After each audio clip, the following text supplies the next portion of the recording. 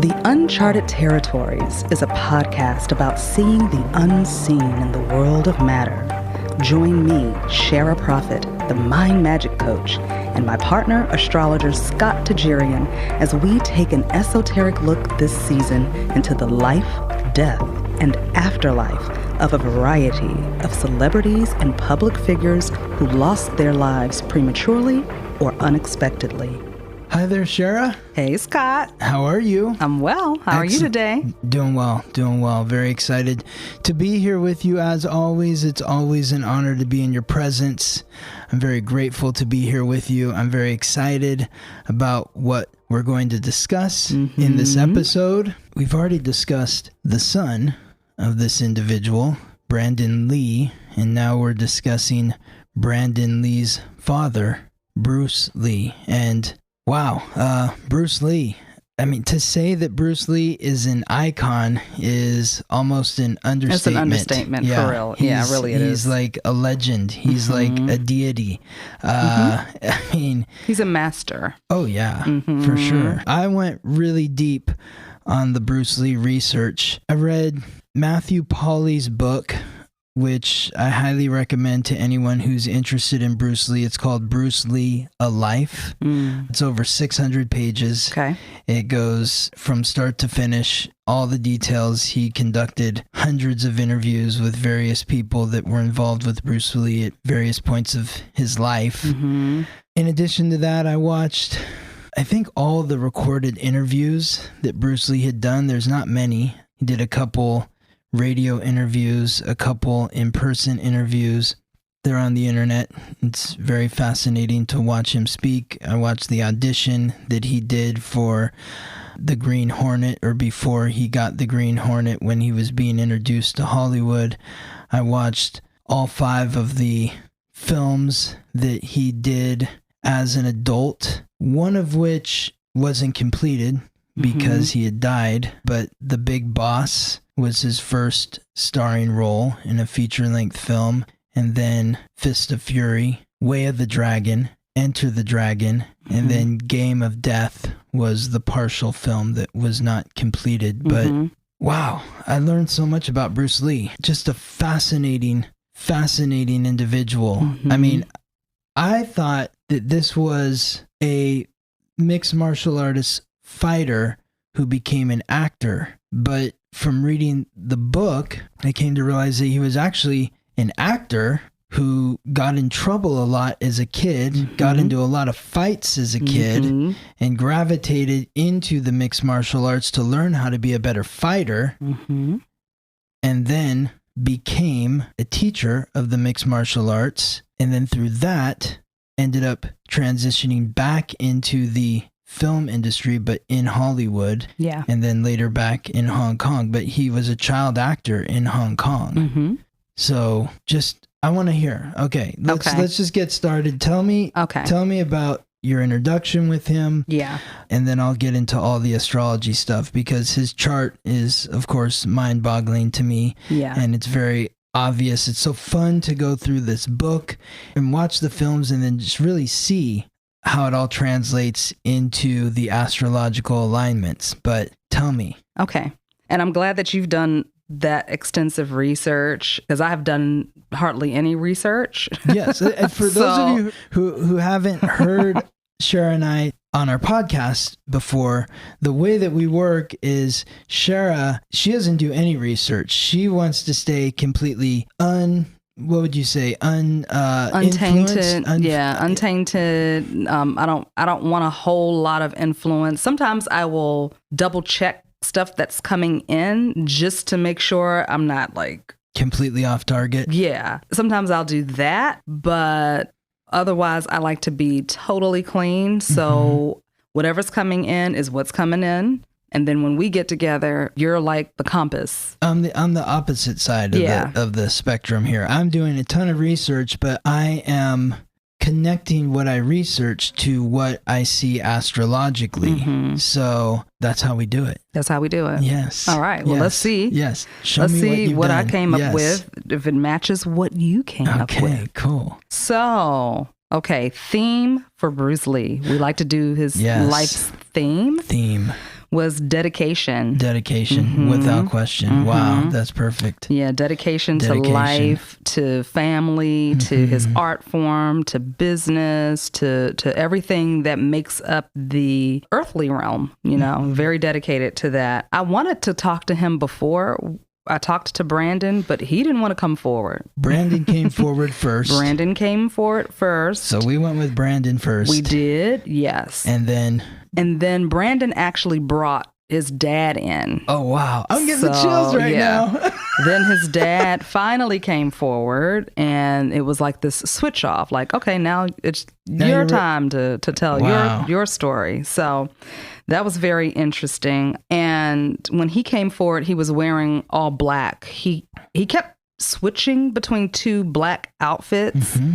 It was between like his, I guess, martial arts uniform. I don't know what to call it. Well, I don't know the correct name. It's so funny you say that because when I think back to these Bruce Lee movies, particularly Fist of Fury, where he's wearing all black. Okay. And he's going into like these karate dojos. That movie's all about his Sifu, his master, is died, and he comes back and he's devastated that his master died. He doesn't know how he died. He knows that there's something up. He ends up finding out that the Japanese had poisoned him. And so he goes into this Japanese dojo. They're wearing the white, as you know, like the karate uniform with the belts and everything, and he's wearing the all black. So that was his kind of thing. Okay. He would wear the all black. Okay. I'm not really sure exactly what that meant, but it was different. Yes. I don't know. He came in with that uniform on, and then it would switch to like black jeans and a black t-shirt.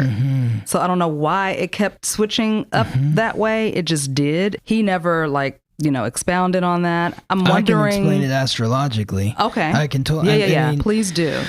Well, okay. So Bruce Lee was born with the sun in the 12th house. The 12th house is the final sign. It carries the weight of the 11 previous signs. And when I think of wearing all black, I think of like Johnny Cash. He's a Pisces, like a 12th house Pisces. So he feels the weight of everyone around him, the pain, the suffering. I love Johnny Cash. Yes. Huge fan. And so that's why they wear the black. So Bruce Lee had that too. He also was born with 4 planets in Scorpio, the deepest, darkest sign. So the moon, Venus, Mars, Mercury, the planet of the emotions, the planet of relationships, the planet of action, and the planet of communication were all in Scorpios. So to say Bruce Lee was intense, again, would be an understatement. That's the most intense sign. I also view that sign as like the shadow side, the dark side. So yes. Okay, well, that explains a lot. And now I'm kind of feeling like it's a representation of his elevated part, which is in the martial arts uniform, and then the more human side of him with the t-shirt and jeans, but both representing that darkness, that heaviness, you know, because there's truth and power in both. You know, people talk a lot about the color black, but black is a very powerful energy, you know, to use. This is where we manifest from the darkness, you know. Light comes in later, but, you know, so that makes a lot of sense the way you broke that down. Okay. That's where the magic happens. That's where the magic happens. And Scorpio's the sign of magic. Yes, absolutely. So there you have it. Yep. Okay, so he came in wearing all black. And then what did you do to invite him in? Or was the invitation already there because you had invited Brandon? Yeah. Well, it was, I invited him in first. And then Brandon came first. But he didn't want to come in. Right. And then, but now I know it was because he wanted to give that space to his son to let him come tell his story and express himself. And then Dad comes in kind of like a supporting energy, you know, like kind of just back in the corner, just waiting and letting his son be the star. Absolutely. Kind of, you know, that was kind of their dynamic, you know. I mean, even though Bruce passed over when Brandon was young, there was still kind of this shadow hanging over Brandon and his dad's stardom and things like that. So, but that wasn't what Bruce wanted. He wanted his son to to shine on his own. Absolutely. Yes. Oh, absolutely. Yes. Yeah. So I think he was giving him that space in this instance, kind of supporting him in that way. Absolutely. And so then another thing that came in is this green, red, and gold dragon. Okay. And it came through as him in his spirit form. Lately, the energies, the spirits that I'm talking to are now starting to show me their spirit form. That wasn't happening in the previous ones, but now they're starting to show me their spirit form. So that's interesting. We'll see how that all pans out as we move forward. So when I asked him, what does this dragon represent for you? He said that it's a representation of being quick, strategic, fiery, hidden, and ferocious. Quick, strategic, fiery, hidden, and ferocious. Yes. Okay.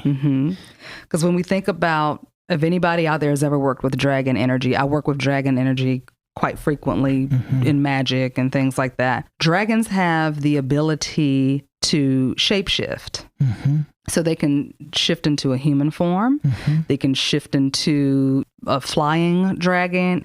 They can shift into gargoyles sometime. They can shift into many different things, and they are really good at hiding. And if you want to connect with the dragon, then you have to do some work to do that, unless you already have like some dragon energy in your lineage somewhere, in your spiritual lineage somewhere. Some of us have dragons that are just kind of watching over us already, and they're already there ready to introduce themselves. But usually you have to prove yourself to them. To call on that dragon energy. You have to prove see yourself. them, to communicate with them, and then for them to agree to work with you. Well, would it mean anything that Bruce Lee, being born in 1940 at 7:12 a.m., that's the year of the dragon. Interesting. And the hour of the dragon. Okay, that makes perfect. I didn't know any of that. Yes. So that makes sense. So okay. It says in the book that the day that he was born, like his dad, all of his friends were like, wow, that's such a fortunate birth for your child. Interesting. Because to be born in the year of the dragon and the hour of the dragon, that's super powerful energy. Now, when you talk about hidden or shape-shifting and that sort of energy, that is Scorpio, the scorpion. So having the emotions, the mind, relationships or the senses, and the action-oriented energy all in the sign of Scorpio gives that shape-shifting power, especially with Mars, the god of war, which is the planetary ruler of Scorpio in his astrological code. So that's where I see that shape-shifting, intense, hidden energy. Yeah. The fire quality comes from, he's a Sagittarius sun and a Sagittarius rising. So Sagittarius is the archer. So I think of like a flaming arrow. It's like breathing fire, throwing fire. Yeah. That's like a dragon. Yeah. Wow. Yes. Yeah. Yes. Okay. And he knew he was a Sagittarius. I heard him mention that. Somebody asked him in an interview, he's like, when were you born? He's like, November 27th, 1940, Sagittarius. And I love that because Bruce Lee was somebody who talked about all knowledge is self-knowledge. Oh, yeah. And so it was really important for him to know himself, and it didn't surprise me that he knew that he was a Sagittarius. Interesting. Yes. Okay. So we're on the right track then. Oh, yes. This is all fun. Right. Okay, cool. All right. So let's talk a little bit about Bruce's childhood. Are we ready to get into that? Let's get into it. All right. Let's get into it. So as we know, Dad was an opera singer, which I find a famous Cantonese opera singer, which I find absolutely intriguing because I studied opera music and was trained classically. So I'm like, oh, wow, that's pretty cool. And also an actor. And Bruce was saying that his dad was strict, but very loving and very kind and very hardworking. Was a risk taker. I mean, you kind of have to be a risk taker if you decide you're going to be an opera singer. Well, so the story of his dad being an opera singer is his dad grew up super poor. Mm-hmm. And he was the fourth of 6 children. Mm-hmm. Family was very, very poor. When he was, I'm not sure what age, but a child, very young, he was heard by another Cantonese opera singer, famous opera singer, who heard Bruce Lee's dad singing the daily specials outside of this restaurant, and basically took him under his wing to be his protege. And from there, he was trained to be a Cantonese opera singer. Wow. Yes. That's amazing. So it wasn't so much like it was a choice or he even knew. It was just like this was an opportunity, and it was way better than what he was doing or wasn't doing at all. Exactly. Yeah. Okay. Yes. Okay. So he says that he was always working on new projects. This is within him. This is what's coming from within. So this may not have been something that he was public with or even talked about, but Bruce is showing me what was happening internally with his father. Mm-hmm. That he would place self-imposed limitations, beliefs on himself, and that would sometimes thwart all of his hard work and all of the things that he was, pouring himself into. Because there was some, even though he was very talented, there was still this self-doubt sometimes about how good he really was. And even if it wasn't particularly related to his art or his career, they were still this self-limiting type of belief. And it makes sense because if he did come from a very poor beginning, that kind of it trains the brain for some self-limiting belief systems to take root, especially if you haven't done any work to clear it, Sure, absolutely. So even though he was this amazing, successful artist, there's still this underlining root of, am I really good enough? Totally. Do I have what it takes? And so Bruce said that this was something that would hold him back, even if he was successful. See, I think people misconstrue success with being healed. You know what I mean? You could be extremely successful, but it doesn't mean that you don't feel something or that you don't put some sort of like stop in your process. Yes. So this is what was coming through. That makes total sense in terms of he grew up poor. He became successful. Mm-hmm. He went to the United States and toured around the United States. That's why Bruce Lee was born in San Francisco. Mm-hmm. But then when he came back, when they went back to Hong Kong, they were under Japanese rule for like 3 years and 8 months. Okay. And that wasn't a pleasant time for the Chinese people in Hong Kong. His dad was able to carve out a living during this period because apparently the Japanese were big fans of the Cantonese opera. Mm-hmm. So he was able to make like a bag of rice every week to feed the 15 mouths that he had to feed, or 13 mouths, because Bruce Lee had 2 brothers and 2 sisters. They also lived in the house with his 5 cousins. They were Bruce Lee's dad's brother's children. His dad's brother, his uncle, Bruce Lee's uncle, had died. And so Bruce Lee's dad was taking care of 6 kids, his mom and his wife. So, I mean, it's like 13, 14 mouths to feed. Yeah, that's crazy. It's a lot of pressure on one person to provide for that many people. Now, the doubts also came about, and this was interesting to me as well, because the father in an astrological code is usually indicated by the 4th house placement. Sometimes it's the 10th house. But to me, this is very clear that it is the 4th house in Bruce Lee's, because Bruce Lee's 4th house is in Pisces. Pisces is the sign that represents the fantasy realm, and his father was a part of the fantasy realm. Pisces also represents drugs and alcohol, and his dad was an opium addict as well. So using the opium indicates a need to escape the reality. So even though he's super successful as an artist, and he owned like 4 apartments that he was renting out in Hong Kong, still using drugs. Yeah, to that explains escape a lot. Something. That explains a lot. Yep, that explains that inner turmoil, that inner stopping of not fully allowing himself to like reach his full potential. honestly, because potential could have been a spiritual ascension that he needed to experience that he wasn't allowing himself to because maybe he didn't have time or thought he didn't have time because he was working so hard to maintain a family. So that makes a lot of sense. Yeah. Yeah. And Bruce also said that his dad, again, would hit these tower moments. And so in the Rider-Waite tarot deck, the tower indicates fresh start, starting over, something crashing down, burning down. It doesn't always have to be something bad. It's just a restart. It's just like, okay, this isn't working, or this worked, and now it's time to start something all over again, But he would hit these tower moments, and he would have to constantly kind of like hit that reset button. But again, this is internally. This is not... This is how he was experiencing his father? Well, this is him seeing his father from the other side From now. the other side, okay.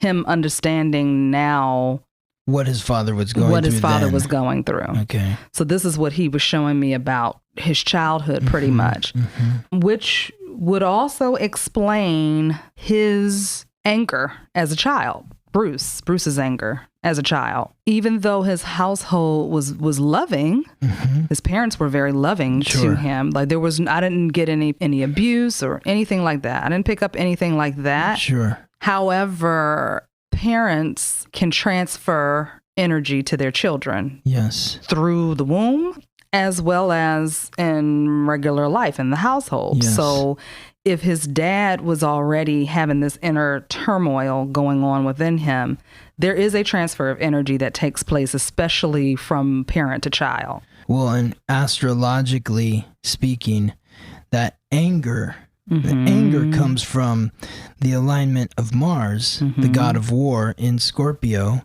squaring off with Pluto, the god of death in Leo. This is what's occurring in Bruce Lee's astrological code. Okay. The god of death squaring off with the god of war. And remember, when you square off with somebody, it's going to be a fight. Yeah. So he had this raging turmoil within himself between the god of death and the god of war. The god of war in Scorpio, the god of death in Leo. Leo is the lion, fixed fire. Scorpio is the scorpion, fixed water, both fixed, strong alignment, but fire boils water, water extinguishes fire. And the scorpion and the lion are two creatures that don't back down from anyone or anything. So this is a big part of what drove Bruce Lee. This is a big part of that dedication. When you have the god of war and the god of death in alignment with each other, it represents an incredibly powerful will to the point where it's like, you want to stay out of this person's way when they get angry because they will break a hole in the wall. Absolutely. Yes. Absolutely. I mean, that ties into the ferociousness of his dragon energy. And he talked about this in his interviews too. Because he's such a charismatic and charming individual. Yeah. But he's like, oh, I have a vicious temper. I have a horrible temper. And so, yes. Yeah. And I'm like, yeah, I can see that in your code. Yeah. And I can also see the charm too. Yeah. So, absolutely. Yes. Absolutely. Okay. Does he talk about his mom? A little bit. His focus was mainly on his father for some reason. Okay. Mom's energy came through very sensual.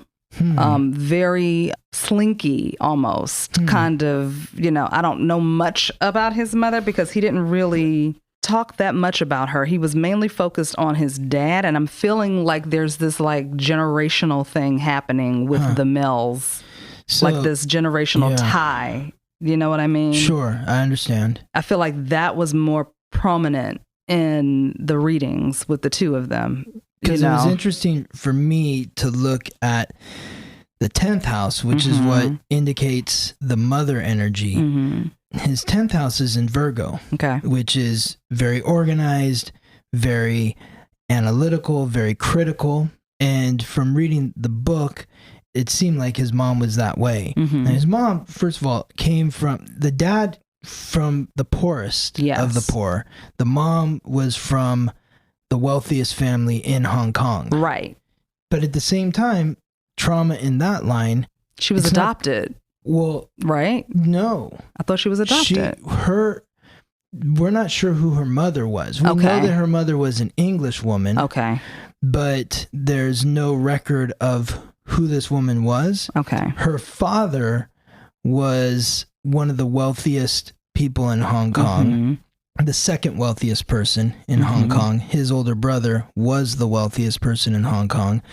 They both descended from a Dutch Jewish individual who had like 13 concubines. Okay. And then her dad also had 13 concubines, but she was raised by somebody who wasn't her mother because the person who gave birth to her was not one of the concubines, and she was an English woman. Okay. So Bruce Lee's mom was, I think she'd be half English, 1/4 Dutch Jewish, and 1/4 Han Chinese. So Bruce Lee was 5/8 Han Chinese with his mom and his dad being the parents, and 1/4 English and 1/8 Dutch Jewish. Okay.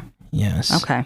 When Bruce was sent to America, according to this book, she gave him $100 and said, "Don't come home until you've made something of yourself, or unless you've made something of yourself."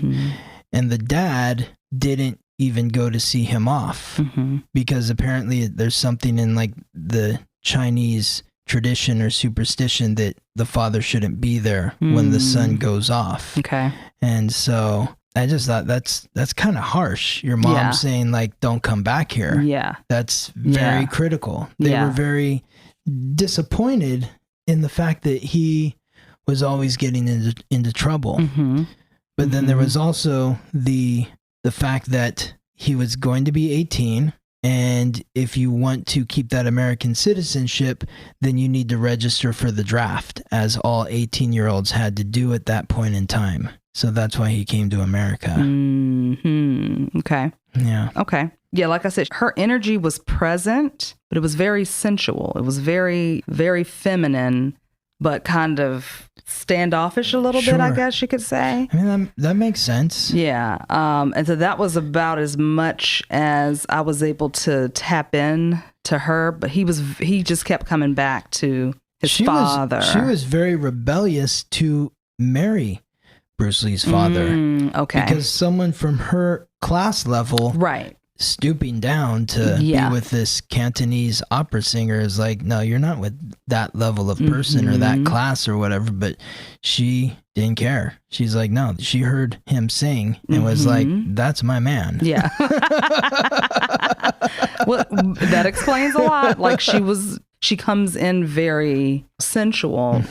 So if that's what she was led by, if that's what she the senses, and so that's music. Where she came in, in that energy. But she was very, not standoffish in a rude way, but just kind of standing back, the masculine energy in the family to kind of come forward. Okay. That's what I was picking up on for her. Cool. Yes. But overall, he says that parents were loving to him. There wasn't any, like I said, any kinds of abuse or anything. I didn't pick up on any of that. Yeah. Maybe some levels of strictness, which can tie into their culture and can also just tie into the times as well, like a different time. And he kind of needed it. You know what I mean? Yes. He needed somebody who was going to be strict with him because absolutely. He was wild. A little wild thing. Yes. Yeah, absolutely. Yes. So. Well, and let me just say about this, the wild thing, he had a nickname as a child, Never Sit Still. That was what they called him, Never Sit Still. And when he was born at 7:12 a.m. At that moment, the sun was just rising along the horizon. So when someone is born, when the sun is just cresting over the horizon, that is going to be somebody with an exceptional personality. The sun is the giver of light, life, and vitality. And the ascendant, what's rising right there, that represents your personality. Yeah. So he had the sun shining on his personality. That was his urge to be playful and exuberant and having fun and maybe being too much for some people at some times. And that's also why he was this child actor. He acted in, I think, 23 films. The first time he was on film, he was, I think, 4 months old. Wow. In a Hong Kong film. Wow. Yes. His dad didn't want to put him in it. Didn't want him to follow that path. But an actress friend of his said, "Can I use your son in this film?" He was playing a girl in his first role. But apparently there's this Chinese tradition that when somebody asks you for help, you can't say no. Yeah. And so the dad was like, okay. And so Bruce Lee was on film before he could walk. Interesting. Yes. So he was basically born to do this. Yeah, exactly. Really. Exactly. Like, but it's so funny to look at it, like, from the fact that, like, the sun was rising at that point in time. And that's why he has so much charisma. well, the other thing that started coming in when you started talking about where the sun was when he was born is the energy of Lucifer, the the morning star, Venus, like that energy of being highly charismatic, shining bright, illuminated, having an elevated mindset and everything like that, and also being very playful and aesthetically pleasing to the eye. These are all of the qualities of the Luciferian energy. So that came through, and who knows? I mean, I might have to tap in a little bit more with that. Who knows? Lucifer might have been a part of his spiritual team. You find that with a lot of people who have great success and just have this charisma about them,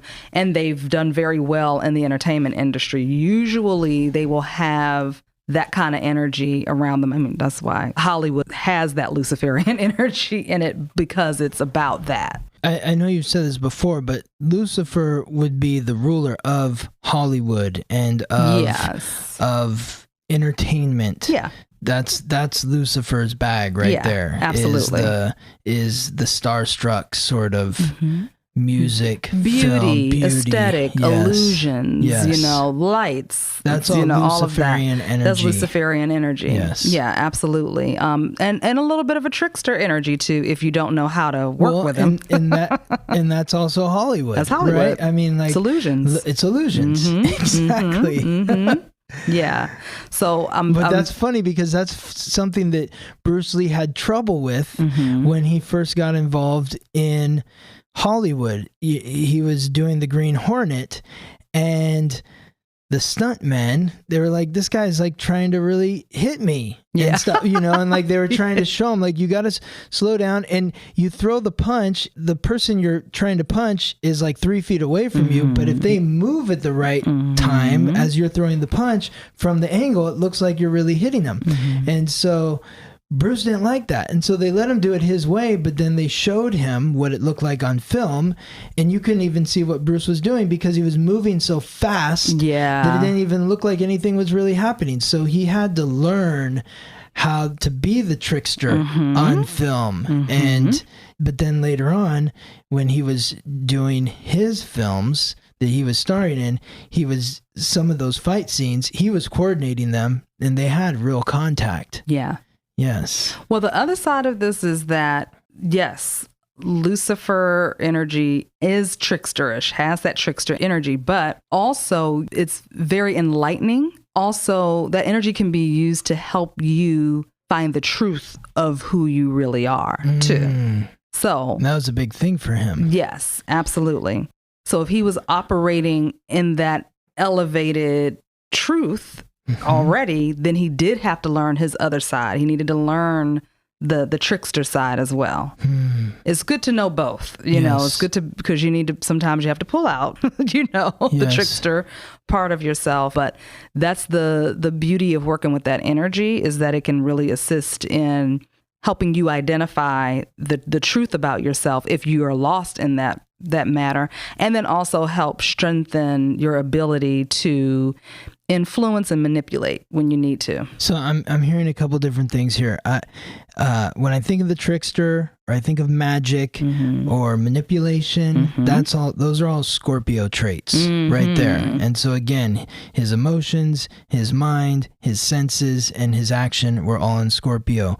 The truth, when you're talking about the truth, that's that Sagittarius energy.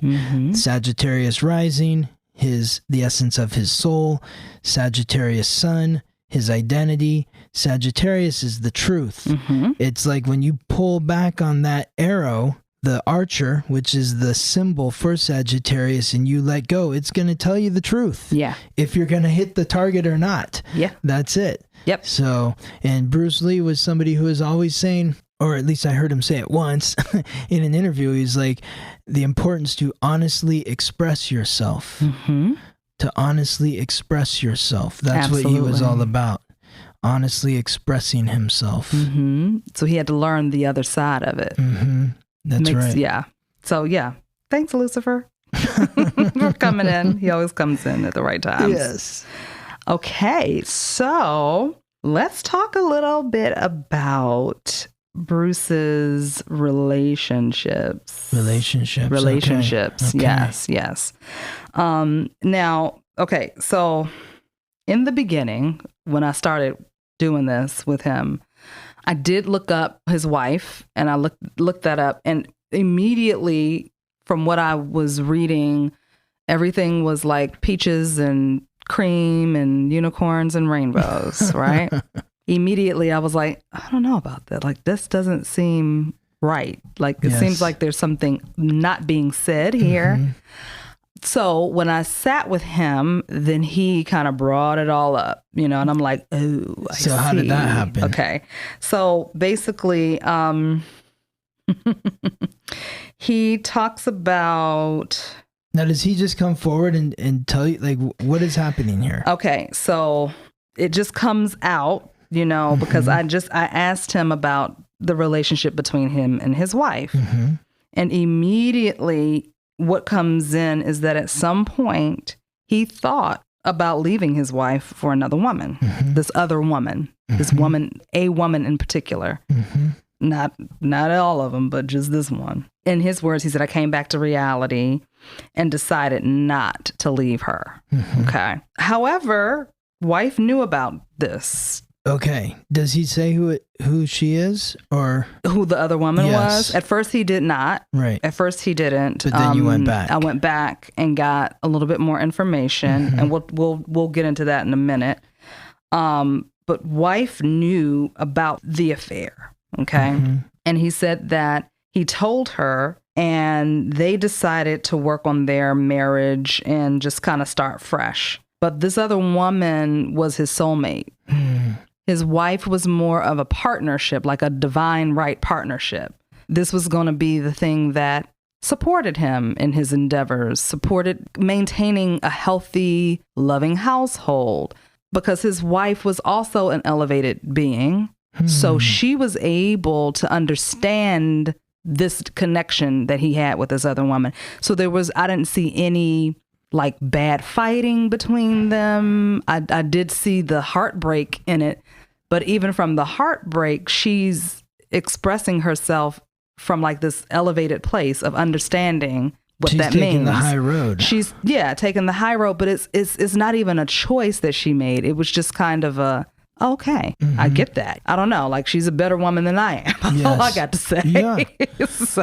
Well, the tone from the book is that she was just so supportive. Very supportive. Always supportive. Yeah. And at one point during Bruce's downtime in Hollywood, when he was really struggling to get a script made that he'd been working on for years, and then he had a horrible injury to his back, right, lifting weights, and he was like bedridden for months. His wife went and got a job, and that was like the biggest like sort of shame for Bruce Lee, was like, my wife is working, like, no, that's like, but she was like, no, that's what I'm gonna do, because that's what our family needs. Exactly. And she wasn't like complaining about it or anything, just was like, I'm doing this for our family. being a real woman, being like a human being. Yes. Like, dude, we got bills to pay. Exactly. We don't have time for like, putting on a good face. We got kids. We got to eat. We have bills. You're rushed up. I know you got me when you're good to go. Exactly. But I'm going to do this right now. And that's what I mean by partner. Mm-hmm. She was a divine right partner. Yes. Wasn't necessarily a soulmate, which honestly, like, I suggest people find you a divine right partnership if you want it to really like be a healthy situation. Because soulmates are great, but soulmates can sometimes, and twin flames, they can sometimes come with a lot of baggage because they're reflecting back to you who you are. And if it's not healed, it can be a very tumultuous situation, which is what the soulmate connection was between him and this woman, who we are now finding out is Betty Ting-Pei. Is that Ting-Pei. Betty Ting-Pei. Betty Okay. Ting-Pei. Yes. So their connection, it needed to be explored. This is what he's saying. This connection needed to be explored. And he was also very aware that pretty much what I just said, just because a person is your soulmate, it does not mean that you're supposed to be in partnership with them. They're there to teach you something and help you recognize some things about yourself. So they had this like amazing connection that was, pretty crazy, hard for him to shake. And what I'm finding also is that he was also getting some tension headaches from this as well because of overthinking. Overthinking about this situation, kind of going back and forth in his mind between should I go, should I stay? And then even after deciding to stay, there was still this, well, what would have happened if we were together type of a thing. And feeling a lot of guilt about not choosing this woman. But at the same time, understanding that this was the better decision was to be with his family, to stay with his family. Yeah, it sounds like a tough position to be in. Pretty much. They do allude in the book to, first of all, when he first met Betty Ting-Pei, Linda was there, his wife. Okay. It was just a casual, like, random meeting at a hotel bar. And then there's multiple people in the book that do comment on the connection that he had with her, the magic you could see between the two of them. But at one point they did break up, and she attempted suicide and had to have her stomach pumped from a bunch of pills at the hospital. But then they ended up getting back together probably like 6 months later, shortly before the end. Yeah. So that ties back into I don't want to use the word toxic, but the heaviness in being with someone who's a twin flame or, has that soulmate. And I'm not saying all soulmates and all twin flames are like toxic and bad. I'm not saying that. No. But it does carry, it's like this heaviness of the connection. It's just like, I can see the tension between Bruce and Betty Ting-Pei, their astrological codes. I'm not sure what time she was born, but she was born right on the cusp of Pisces. And Pisces makes a really tough connection with Sagittarius, which is what Bruce is. She was born with the moon and Mars in Aquarius, which squares off with Bruce's energy in Scorpio. So you can see why there's this attraction there. Gotcha. But it's also like there's good heat and then there's dangerous heat that comes with that connection. Oh, absolutely. Yes. Absolutely. Yeah, it was very tumultuous might be too much of a intense word. I don't think it was tumultuous, but it was very heated, passionate, and something that he wasn't quite able to get from his wife, but his wife was supportive, was a safer option. Safe. He knew he could count on her. He knew he could count on her.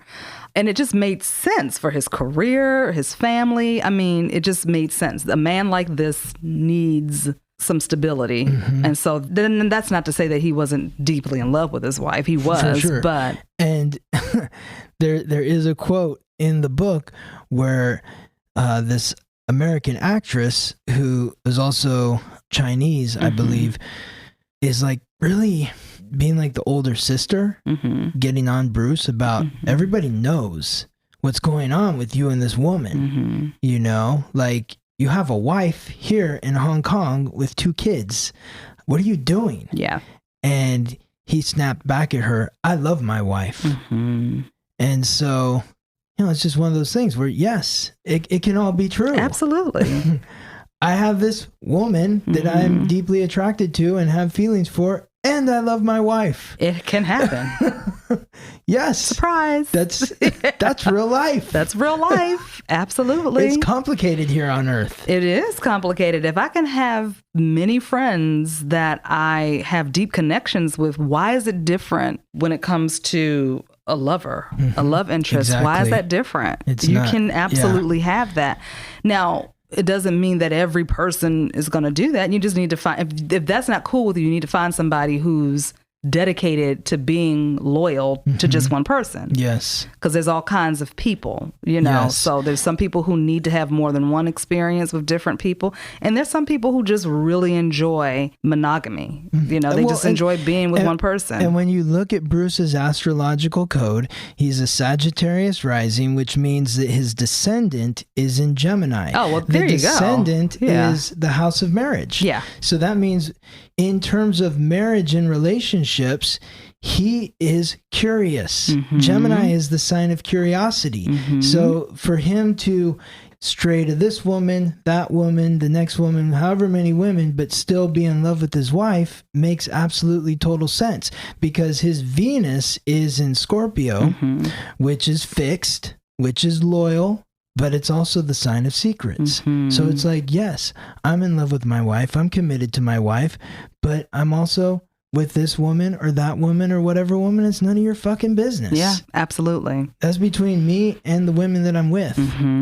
That's it. So sorry, 1970, whatever, you know, rules and regulations of Earth, you know, I mean, it does not apply to him. No. It doesn't apply to a lot of people. Well, and it shouldn't apply to anyone, because that's not how we're made. That's some other construct that's been created to control people. Absolutely. So. Yep. And let's not get it twisted. Like, he wasn't like over analyzing and overthinking because he felt bad about, you know, having this other connection with this other woman. And in his words, he said, I did not like lying to my wife. He didn't like the lying part. It wasn't that he felt bad about what he did, because he said, I'm a good man, but it didn't feel like a mistake. It might have been a mistake. It didn't feel like a mistake because he was playing out something that needed to be played out. They needed to connect in this time on Earth together, him and this woman, Betty.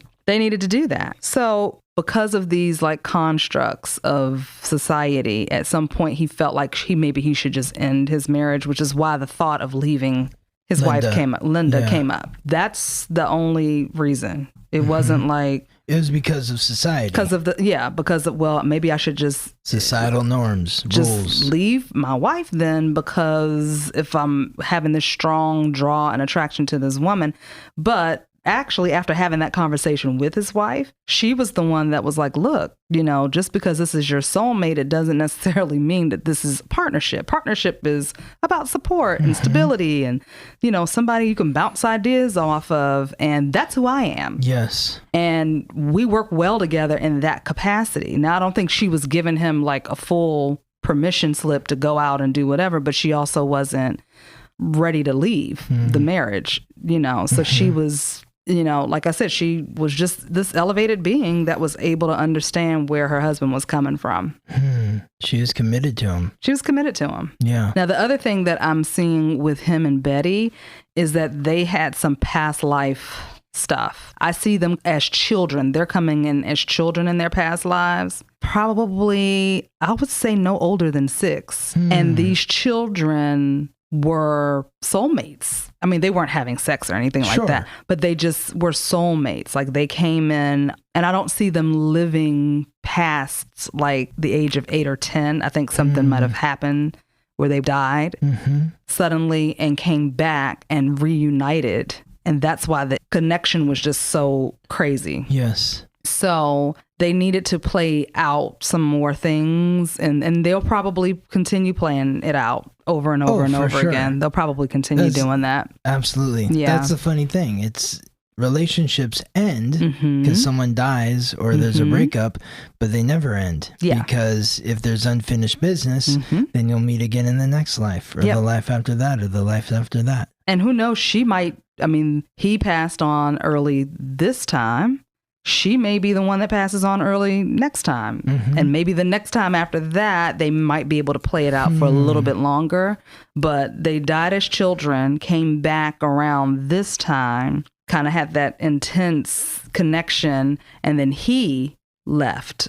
He died. And now, who knows, the next time around, it might be her turn to go. Yes. I don't know 100%. Sure. I'm just kind of putting it together. It makes sense, logically. But they're learning lessons from each other. Lessons. That's what the soulmate is. Yeah, absolutely. Is we're in a contract with each other to grow through our relationship. Absolutely. So he also talks about that this made him want to study soulmates, actually, because he was very interested after having that conversation with his wife and kind of realizing, I get the feeling she was the one that was just like, this is your soulmate, type of a thing.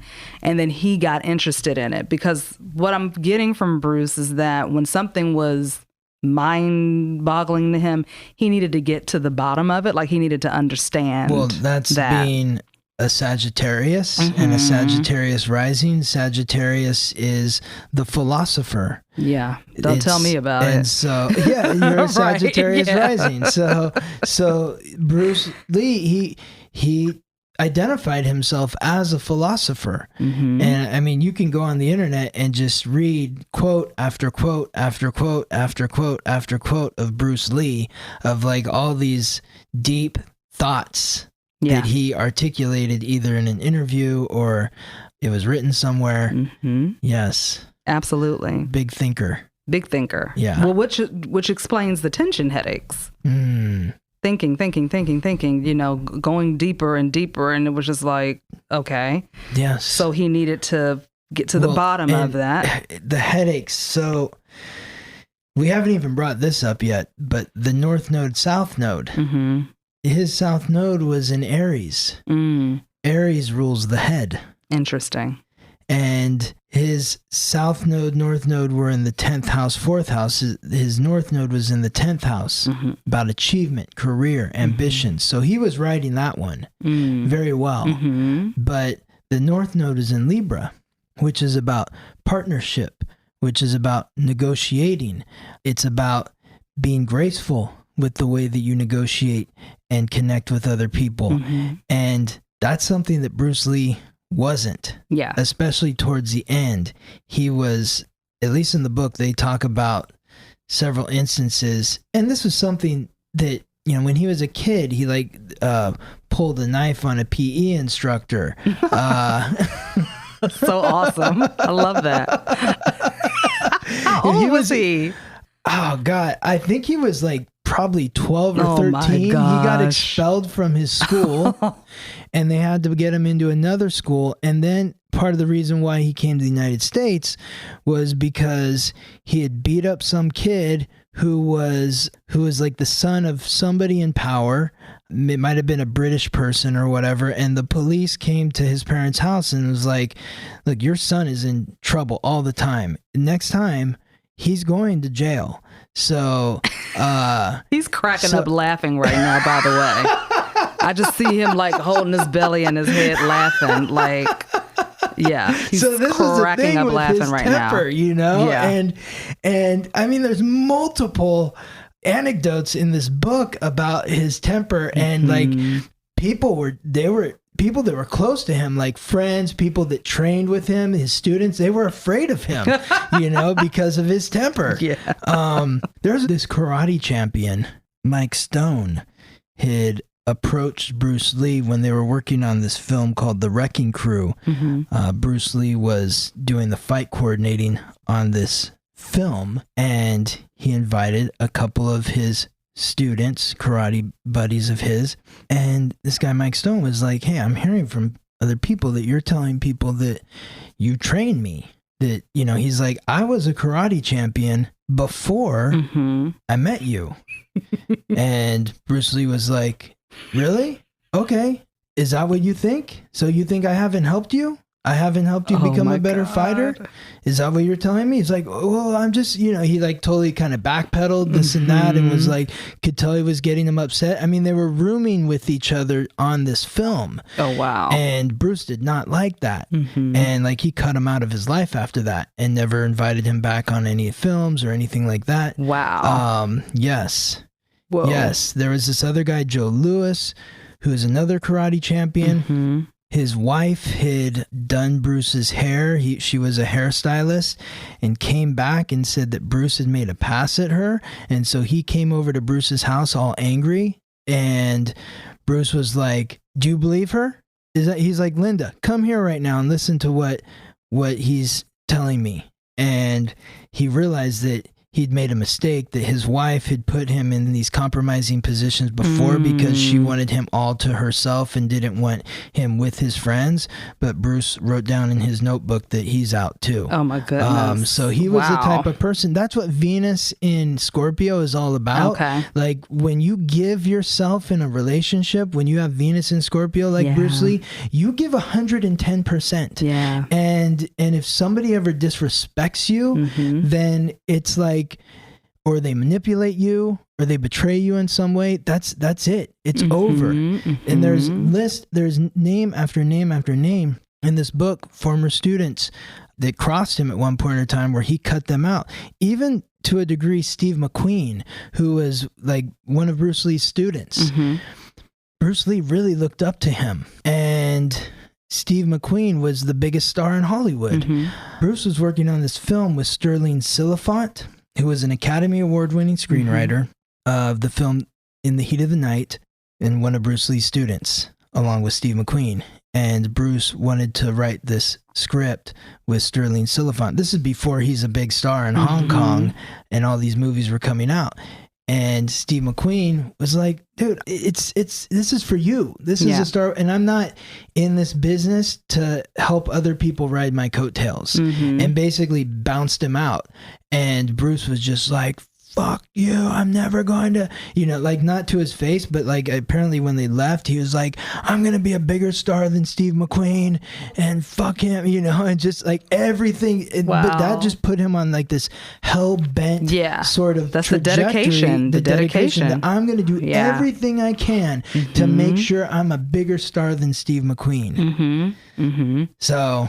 and he did it. And listen, there is something in that kind of drive, like to find your fire in that. It's something in that because it worked. You know what I mean? And that's why it's so confusing to me with the North Node, because on one hand, he was living in his North Node's purpose by the 10th house energy, which is achievement.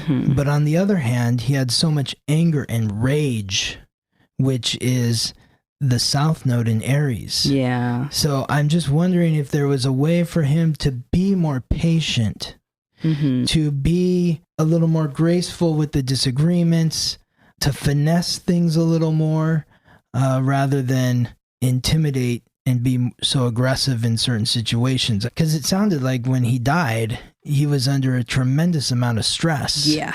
Yeah. And I think it was because of that, because he was trying to do everything on his own.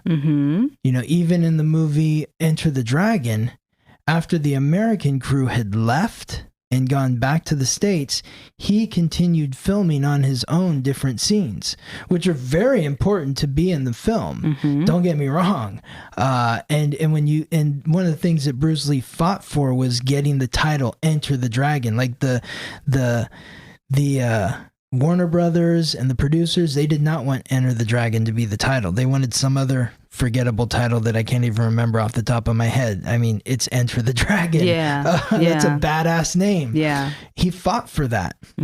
But at the same time, I'm just like, are there other areas where, he could have asked for help, trusted other people to help him? Well, I think that he was born with all of that fire. This was him through and through. Totally. However, he exactly lived the life he was meant to live. Absolutely. When you look at Mars squaring Pluto and then the South Node in Aries, you're like, well, he's gonna be angry. He's gonna explode. It doesn't matter that it's his South Node, and even more so that it is his South Node, because we tend to gravitate towards our South Node anyway. But continue what you were saying. Absolutely. What you're saying about the stress and everything like that, there was a lot of tension, anxiety, things like that happening around the time that he died.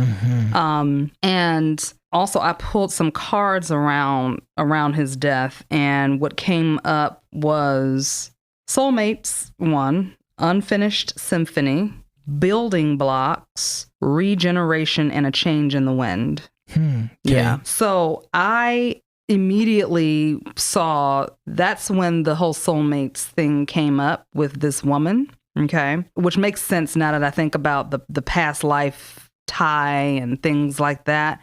And it's interesting that he died in her apartment. Because again, that's that past life connection between them.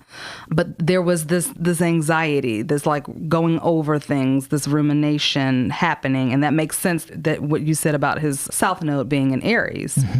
This might have been the thing that held him back in some respects, because eventually the head is what took him out of here. Exactly. Wherever you're holding the most tension, wherever you're feeling the most pain. I know he had that back injury, but if you think about back injuries, they do affect the head as well. Yes. And I'm not sure where his back injury was exactly. Was it lower back? So he injured his fourth sacral nerve permanently. So what happened is he placed a 125-pound barbell on his shoulders and bent over from the waist while keeping his back straight. Ooh. A good morning exercise, quotes. So on this particular day, for whatever reason, Bruce failed to warm up properly and something snapped in his back. Final diagnosis was he had injured his fourth sacral nerve permanently. So that's lower back. Okay. That's what I figured. And it's interesting because Libra, which is where his North Node is, it rules the kidneys. So to me, this is a sign right here. Like, you need to slow down. Stop trying to do everything on your own. Stop putting so much weight on your shoulders. But part of the other South Node energy that he wasn't adhering to for his North Node is overextending himself. Yeah. And that's that Sagittarius energy. He had great belief in himself, but it's ruled by Jupiter. Yeah. Jupiter is the planet of luck and expansion. So, but it can also expand the debt as much as it can expand the bank account. And he had a lot of debt. It seemed like in reading the book, he was always overextended, always living beyond his means, always, just pressing as opposed to like saving for a rainy day. He didn't do that. And that's why when the back injury came, Linda had to go to work and get a minimum wage job because they had so many bills because he seemed to always be living beyond his means. Okay, so a couple of things that you said about Libra ruling the kidneys. The kidneys, yes. So the kidneys is also a place where we hold anger. Yeah. Yep. Very fiery energy, so it can live in the kidneys. Yes. And then the lower back usually represents some stability issues around stability, and also issues around the father.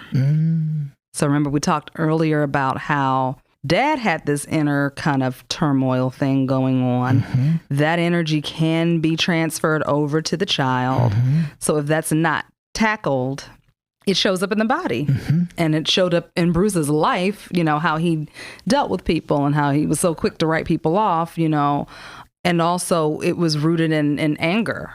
So and people don't understand that accidents are also the body's way of saying, hey, we need to tap into this. We need to check in with your emotions a little bit. That's also the body's way of saying it. So it may not necessarily always happen like from an illness or a medical condition that starts within the body. It can be an accident that happens outside, but everything is energy. Exactly. There are no accidents. There are no accidents. There's a reason why that happened. Exactly. It was a wake-up call. The body is going to find a way to say, hey, hello. Yes. Let's pay attention over here, Yes.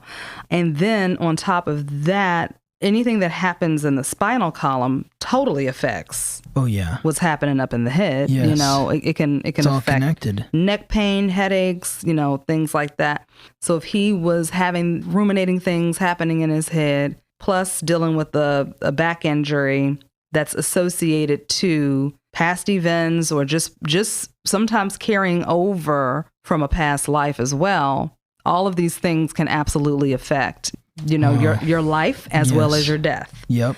Wow. But he did say his death was an accident. He said it was an accident. Of course. I mean, as opposed to like him being murdered or something like that. I mean, he took some aspirin and there was some sort of allergic reaction. Yeah. But in the book, it talks about that he had his, like the sweat ducts of his armpits taken out because he didn't like the way he looked on film sweating. Okay. So he had these, and it's just so crazy to me. That's really ambitious to have that taken out of your body so you don't sweat under the arms. And is he laughing? He's holding his head like this, like, why did I do that? Now it's like, why did I do that? Yeah. That's what he's just doing. Like, oh my God, I can't believe I did that. Like that kind of a thing. And it was like the hottest day of the year. Yeah. And so that might have had something, or at least in the book, that's what this author, in conjunction with talking to several doctors, they concluded that it was heat exhaustion, which is a common way for athletes to die. I mean, we see it on the football field all the time. It seems like every year there's a high school player, a college player, or, it's even been NFL players that have died when they're training in like August and September in the heat and just exerting themselves too much. Absolutely. Absolutely. And if you're dehydrated, that's going to create a headache. Absolutely. And so then you take a pill to relieve the headache, but it doesn't relieve the dehydration.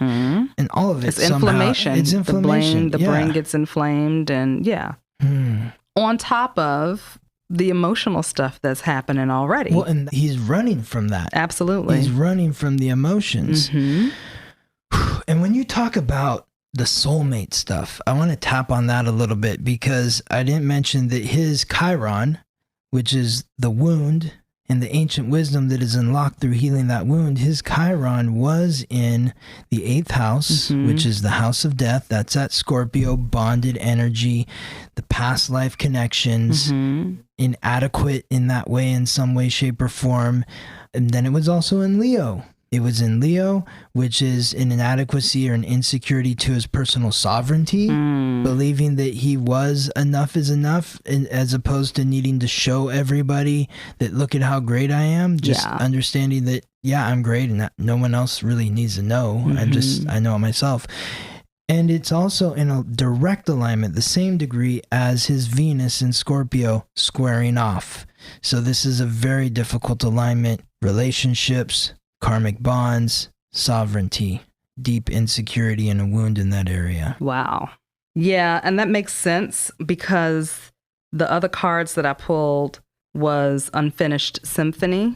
Right after Soulmates came Unfinished Symphony, which lets me know that they're gonna play this stuff out over and over again. Building blocks. The building blocks means that he kind of built his life off of this energy, this anger energy, this determination, this dedication energy, which worked out for him in the overall grand scheme of things, but it was also kind of his downfall as well. And then the next card that comes out is regeneration. What I'm picking up on is like the cells needing to regenerate and crying out for time. We just need time to. That's probably why the back injury happened, because the body was like, please let us rest, let us regenerate, let us get grounded again, and then you can go and do things. But when you're pushing, against the grain, eventually what happens is going to catch up. And what happens is you go through a regeneration through death. Mm-hmm. Yes. Because we do regenerate in the death process. And then a change in the wind.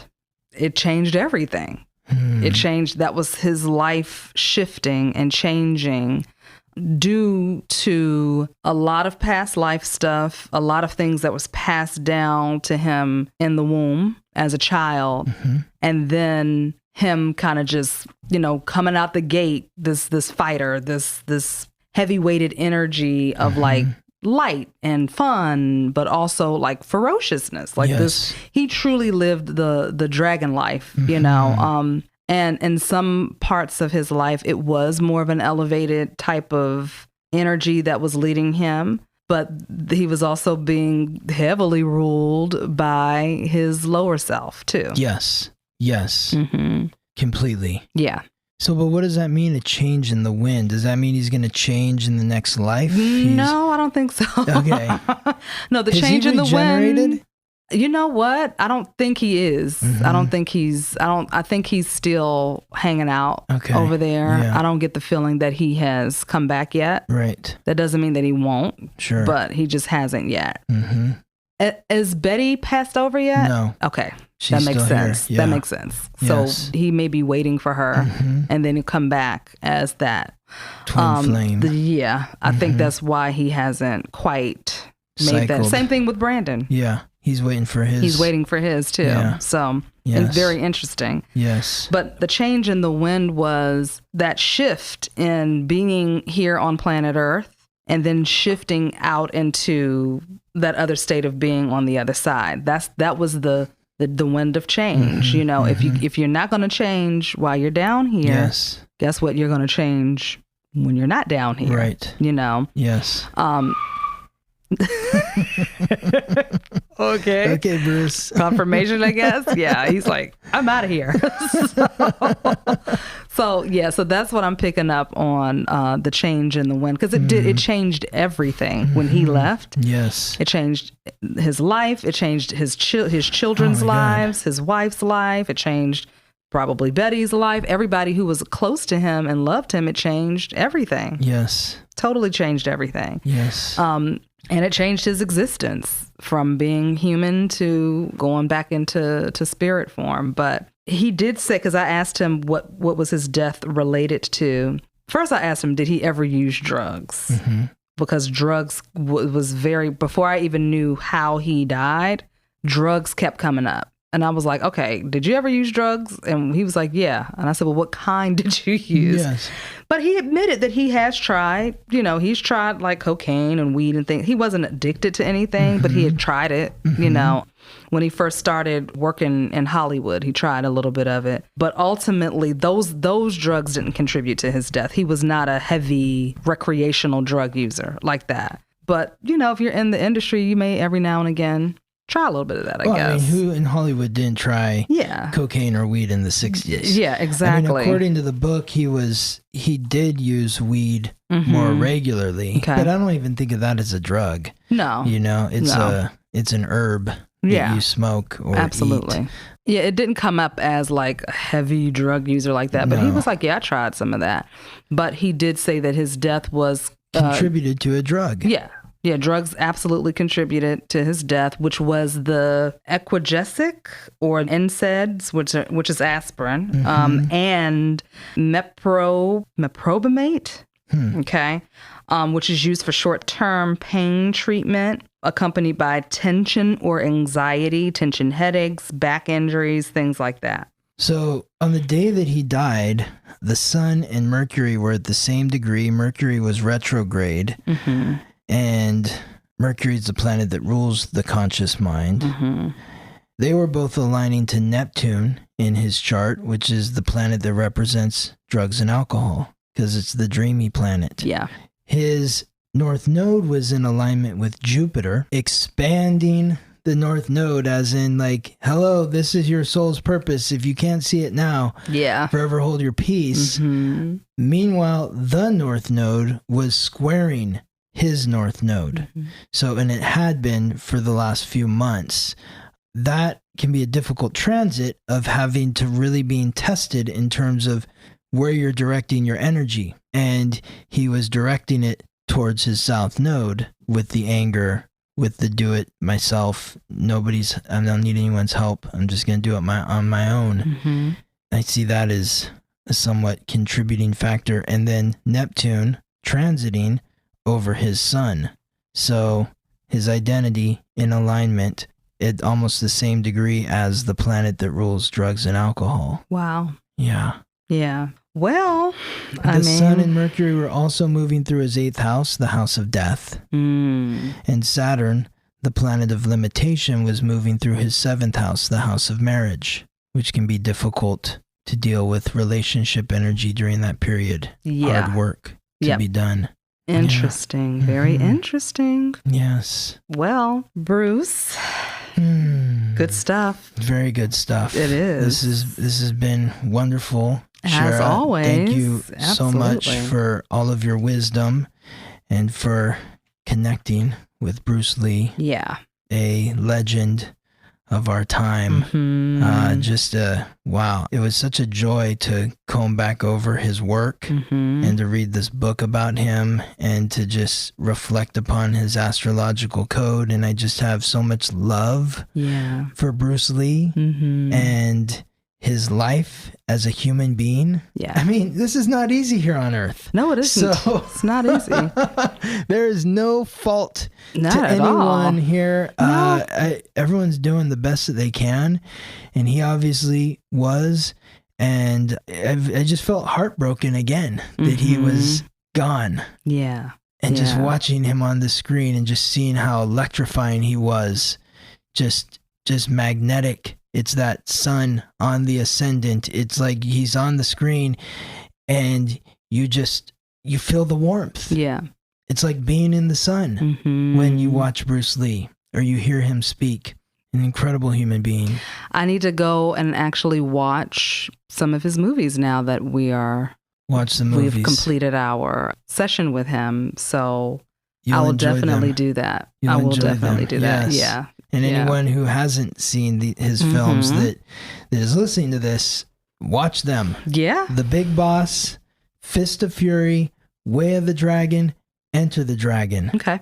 Watch those 4 films. Okay. Watch them in that order. That's what I did. That's how they came out. Gotcha. And it's like you see the progression of him and incredible human. Yeah. Well, I can tell how incredible he was just from our communication and how enlightened he was here on this planet. So you know what I mean? Enlightened. Very enlightened. Very beyond smart. Like it's not even smart or intelligent. It's just like an ascendant being, an elevated being. In an interview he did with someone in the early 1970s when he was first becoming a huge star, this person asked him, like, you were born in California, you were raised in Hong Kong, you lived in America for 12 years, and now you're back in Hong Kong. Are you of the West? Are you of the East? And he's like, I'd like to think of myself as a human being. Yeah. We're all born under the same sky. That's right. And like, this is in the early 1970s. It's like, wow, this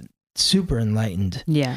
And to think what he did over his life in the face of the racism and discrimination. Yes. And it wasn't just in America. It was also in Hong Kong. Because in Hong Kong, he wasn't full Chinese. Yeah, absolutely. So he was always like kind of this outsider, but brought everyone together because of it. Yeah. So truly honored. Absolutely. So. And I'm sure that fed into the anger as well, having to deal with that crap, you know, like, which adds to the drive, adds to the dedication, proving people wrong, and, you know. Well, power on, Bruce. Power on, Bruce. Yes. Thank you, Bruce, for being here. Thank you, Shara. Thank you, Scott, You're for always welcome. Doing your research and helping me know that I am on the right track with this stuff. So, because it can get a little like, oh my God, am I right? You know, you're amazing, Shara. Not that I'm doubting myself, but it's just, you know, when you're moving from the spirit realm, like, it's nice to know that you can kind of fact check and be like, okay, this makes sense. That is the fun. Absolutely. Until next time, Shara. Until next time. You've been listening to The Uncharted Territories, where we see the unseen in the world of matter. If you would like to support the podcast, subscribe. We've talked a lot about the subconscious mind and the importance of healing our wounds from the past. As an energy healer and a certified hypnotherapist, I help people understand how the mind works so they can harness the energy of the subconscious and tap into their inner power and make those positive long-term changes in their lives. If you're ready to make that change, you can book a session with me by connecting at opendoorhypnosis.com. I look forward to working with you. If you'd like to learn more about who you are, where you come from, why you're here, and what you're meant to do with your life, contact me, Scott Tajarian, at theweeklytransit.com, and we will take a close, detailed look at your astrological code. My purpose is to help you understand who you are so you can accept, appreciate, and love the divine unique miracle that is you.